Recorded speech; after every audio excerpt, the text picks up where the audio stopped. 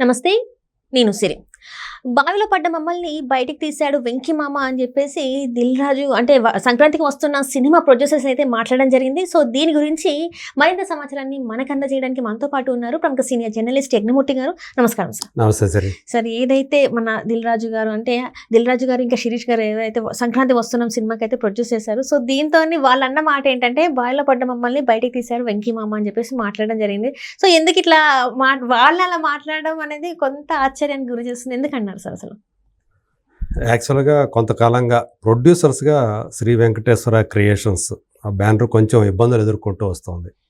Family star అని ఒక cinema Vijay Devarakonda తీశారు, అది బాగా దెబ్బతీసింది.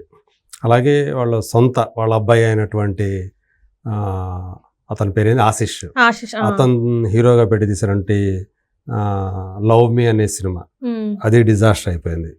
అలాగే గుణశేఖర్తో కొలాబరేట్ అయ్యి ప్రొడ్యూస్ చేసినటువంటి శాకుంతలం సినిమా పెద్ద దెబ్బ కొట్టింది. ఇలా వరుస దెబ్బలు. అలాగే సుహాస్తో తీసినటువంటి చిన్న సినిమా అయినప్పటికీ కూడా జనకైతే గనక కూడా పోయింది. ఇలా వరుసగా దెబ్బల మీద దెబ్బలు పడుతూ వచ్చాయి. సో అదే ఇప్పుడు అత్యంత భారీ బడ్జెట్ తోటి 350 కోట్ల రూపాయల బడ్జెట్తో తీసినటువంటి గేమ్ చేంజర్ ఎన్నో ఆశలతోటి సంక్రాంతికి అయితే బాగా కలెక్షన్స్ రావచ్చు అనే ఉద్దేశంతో యాక్చువల్గా అంతకుముందు వేరే డేట్ అనుకొని కూడా క్రిస్మస్కి రావాల్సిన సినిమాని పోస్ట్పోన్ చేసి మరీ సంక్రాంతి అయితే బెటర్ అని చెప్పి రిలీజ్ చేస్తే అయినప్పటికీ కూడా డిజాస్టర్ టాక్ తోటి వెళుతూ ఉంది అది. సో ఇప్పటికీ కూడా 50% కూడా రికవరీ కానటువంటి సందర్భం. సో అందుగురించే సంక్రాంతికి వస్తున్నాం సక్సెస్ మీట్లో ఈరోజు జరిగింది అది. ఈ సందర్భంగా దిల్ రాజు కజిన్ అయినటువంటి అంటే ఇద్దరు భాగస్వాములు అని మనకు తెలుసు, శ్రీ వెంకటేశ్వర క్రియేషన్స్ బ్యానర్లో దిల్ రాజు శ్రీషు బావిలో మునిగిపోయిన మమ్మల్ని సంక్రాంతికి వస్తున్నాం బయటపడేసింది అని చెప్పేసి ఆయన అన్నమాటలు. అంటే వాళ్ళు ఉన్న పరిస్థితిని ఆయన మాటలో అద్దం పట్టాయని చెప్పుకోవాలి. సో వరుసగా ఫెయిల్యూర్స్తో పాటు ఇప్పుడు ఈ గేమ్ చేంజర్ అనేది కూడా ఒక పెద్ద దెబ్బ కొట్టేటప్పటికి ప్రొడ్యూసర్స్గా వాళ్ళు ఒక రకంగా చెప్పాలంటే ఒక తల్లడిల్లిపోతూ ఉన్నారు. వాళ్ళు కాబట్టి తట్టుకోగలిగారు. అదే వేరే ప్రొడ్యూసర్స్ అయితే ఇన్ని దెబ్బల తర్వాత కోలుకునే పరిస్థితే లేదు. సో వాళ్ళు ఎప్పటి నుంచో ఉండారు. వాళ్ళకున్నటువంటి గుడ్ విల్ వీటన్నిటి ద్వారా వాళ్ళకున్నటువంటి మనోధైర్యం ఇవన్నీ కూడా వాళ్ళని నిలిపాయని చెప్పేసి అనుకోవాలి ఇన్ని దెబ్బల తర్వాత కూడా. సో ఏమైతేనేమి అనిల్ రావుపూడి పట్టుబట్టి సంక్రాంతికి సినిమాని ఖచ్చితంగా టైటిల్ కూడా ఏంటంటే వాళ్ళు ఈ సినిమాని అసలు అనుకోలేదు ఈ టైంకి. కానీ ఎవరైతే డైరెక్టర్ ఉన్నారో తన బలవంతం మీద ఈ సినిమా ఈరోజు ఈ టైంకి రిలీజ్ చేస్తున్నాం అని చెప్పేసి కూడా చెప్పడం జరిగింది. అనేక సార్లు మాట్లాడుకోవడం జరిగింది సార్.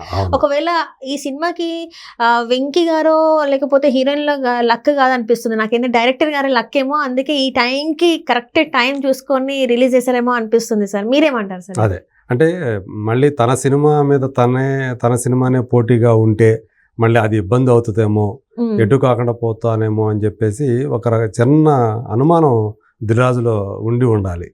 అందుగురించే గేమ్ చేంజర్ని చాలా ముందుగా ఆ డేట్ ప్రకటించేశారు, జనవరి 10 అని. సంక్రాంతికి వస్తున్నాం అని, సంక్రాంతికి తీసుకొస్తామని చెప్పేసి అంటున్నారు కానీ డేట్ ప్రకటించలేదు. సో ఈ సందర్భంలో అనిల్ రావుపూడి ఎట్టి పరిస్థితుల్లో నా సినిమా సంక్రాంతి సినిమా అందుకని ఏం చేశాడు, సంక్రాంతికి వస్తున్నాం టైటిల్ పెట్టేశాడు. ఆ టైటిల్ విషయంలో కూడా దిల్ రాజు కొంచెం మారుద్దామా, ఎందుకంటే అది ఎప్పుడైనా తర్వాతైనా వేసుకోవచ్చు, మంచి ఎంటర్టైనర్ కాబట్టి ఫ్యామిలీ ఎంటర్టైనర్ ఎప్పుడు వచ్చినా ఆడుతుంది అనేది ఆయన నమ్మకం ఉంది సినిమా మీద. కానీ సంక్రాంతికి తీసుకొస్తే మళ్ళీ తన సినిమాకే ఈ థియేటర్ని అడ్జస్ట్ చేసుకోవటం అది ఇబ్బంది అవుతుందేమో అని చెప్పేసి ఆయన అనుకున్నాడు.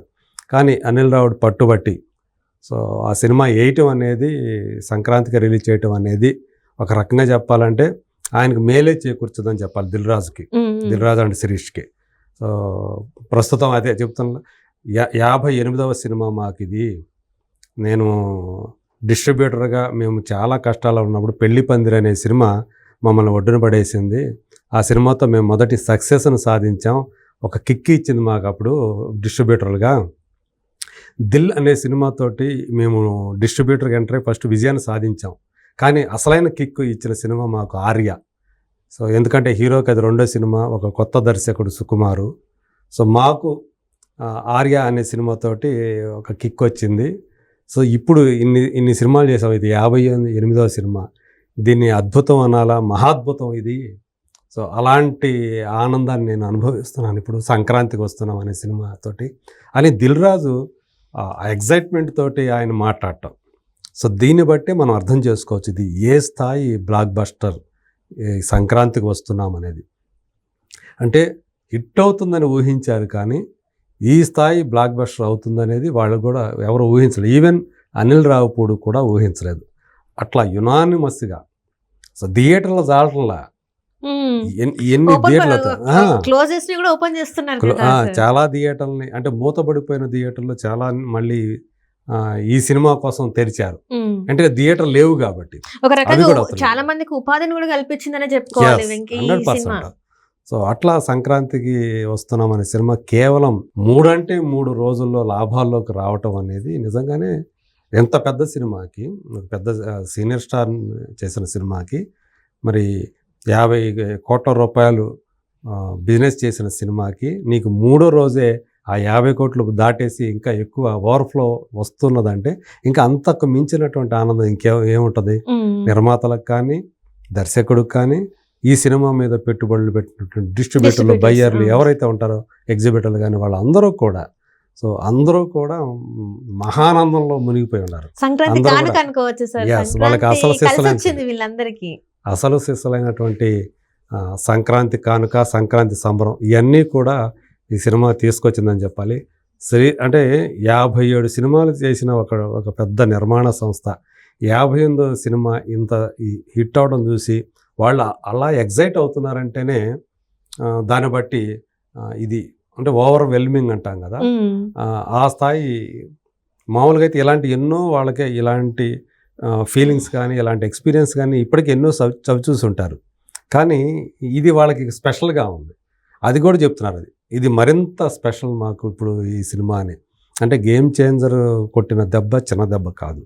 సో దాంతో ఎలా కోలుకుంటామా లేదా ఏంటి అనుకునే టైంకి సంక్రాంతికి వస్తున్నాం అనేది వాళ్ళని రక్షించిందని చెప్పాలి. శిరీష్ గారు అన్న మాట అది, బావిలో మునిగిపోయిన మమ్మల్ని బయటపడేసింది ఈ సినిమా. సో వెంకటేష్ గారు, అనిల్ రావుపూడిని ఆయన గనక లేకపోతే పటాస్ అనే సినిమా ఉండేది కాదు. అంటే అక్కడ కూడా కళ్యాణ్ రామ్ బావమరిది హరి ఆయన అప్పుడు కళ్యాణ్ రామ్ డేట్స్ ఇవ్వటం వల్ల మేము పటాస్ అనే సినిమా తీసాము. అప్పటి నుంచి కూడా మా కాంపౌండ్ దాటి వెళ్ళకుండా మేము అనిల్ని పట్టుకొని ఉన్నాం. అతను కూడా మాకు దానికి తగ్గట్టే మా బ్యానర్లో చేసిన ప్రతి సినిమా హిట్ చేశాడు. సో అతనికి మేము ఎప్పటికీ రుణపడి ఉంటామని అనిల్ రావుపూడిని కూడా వాళ్ళ ఆయన ప్రశంసించడం అనేది. ఈవెన్ అనిల్ కూడా తనని ఏ బ్యానర్ అయితే తన డైరెక్టర్గా పరిచయం చేసిందో పటాస్ అనే సినిమాతో అప్పటి నుంచి కూడా ఆ బ్యానర్లో కంటిన్యూగా సినిమాలు చేస్తూ సో ఎన్ని చేసి ఇచ్చాడు. ఒక F2నా, ఒక F3నా, ఒక సరిలేరు నీకెవరా, ఇప్పుడు మళ్ళీ ఈ సినిమాన పటాస్ నుంచి. సో మ్యాక్సిమం వాళ్ళకే 8 సినిమాల అత్యధికం వాళ్ళకే ప్రొడ్యూసర్ డైరెక్ట్ చేసి ఇచ్చాడు. సో ఇంకా వాళ్ళ కొలాబరేషన్ అనేది కంటిన్యూగా, ఎందుకంటే ఈ F2, F3 ఆ సిరీస్ ఏదైతే అది కంటిన్యూ అవుతుంది. F4 ఎప్పుడు అంటే F4 వస్తుందా అంటే F4 ఏంటమ్మా F10 కూడా వస్తుంది అని చెప్పి వెంకటేష్ అన్నాడు తన స్పీచ్లో. సో అది కంటిన్యూ, ఇక ఆ ఫ్రాంచైజీ అనేది కంటిన్యూగా వస్తుంది. అట్లాగే మళ్ళీ ఇది కూడా అన్నారు, సంక్రాంతికి వస్తున్నాం అన్నారు కదా, సంక్రాంతికి మళ్ళీ వస్తున్నాం అని కూడా అంటారంటే అది కూడా అంటాం అన్నాడు. సో ప్రతిదీ ఉంటుంది అన్నమాట. ఇప్పుడు వెంకటేష్ గారు చెప్పిన మాటలు ప్రతిదానికి అనిల్ రావుపూడి తీస్తాడా లేదా, ఇప్పుడు ఆ సిరీస్తో పాటు ఇప్పుడు సంక్రాంతికి వస్తున్నాం అంటే సంక్రాంతికి మళ్ళీ వస్తున్నాం అని చెప్పి మళ్ళీ తీస్తారా, ఇది కూడా ఒక ఫ్రాంచైజీ అవుతుందా అనేది మరి అది కూడా ఇంట్రెస్టింగ్ ఇదే. కాకపోతే అనిల్ రావుపూడి ఇంకా దాన్ని బ్రేక్ చేయలేదు, వస్తుందా రాలేదు. వెంకీ మామ అయితే చెప్పేశాడు మళ్ళీ వస్తుందా. వాళ్ళకైతే చర్చ అయితే జరిగింది అన్నట్టే ఒక రకంగా చూస్తే. సో ఈ ఫ్రాంచైజీ ఇది కూడా ఒక ఫ్రాంచైజీ లాగా తయారైతే ఇక దిల్ రాజుకి పండగ అనమాట. ఇక సో ఖచ్చితంగా ఆయన బ్యానర్లకు మాత్రం ఈ F2 సిరీస్ అలాగే ఇప్పుడు సంక్రాంతికి వస్తున్నాం చాలా మేజర్ కంట్రిబ్యూట్ చేశానని చెప్పాలి ఇన్ టర్మ్స్ ఆఫ్ మనీ అని మనీ మ్యాటర్స్లో. అలా ఈ సినిమాతోటి వాళ్ళు నిజంగానే బావిలో నుంచి బయటకు వచ్చారు అని చెప్పుకోవచ్చు. Right. Thank you so much sir. Thank you.